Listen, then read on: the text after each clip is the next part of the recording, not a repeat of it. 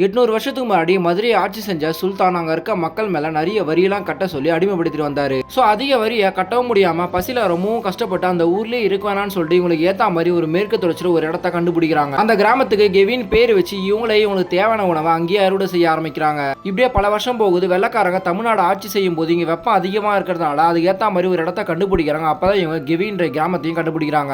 அந்த கிராமத்துக்கு மேலேயே சமதளமா ஒரு பரப்பளவை கண்டுபிடிக்கிறாங்க. சோ இந்த கிராமத்து மக்களை யூஸ் பண்ணி அங்கேயே ஒரு கிராமத்தை உருவாக்குறாங்க. அதுக்கு பேரு கொடைக்கானல்னு வைக்கிறாங்க. பட் வெள்ளக்காரங்க ஆட்சி முடிஞ்சும் பல அரசியல்வாதிகளோட ஆட்சி முடிஞ்சுமே இந்த கிராமத்து மக்களுக்கு ஒரு வழி கூட இல்லாம ஒரு ஹாஸ்பிட்டல் இல்லாம ரொம்பவும் கஷ்டப்பட்டு நடந்தே போக ஆரம்பிக்கிறாங்க.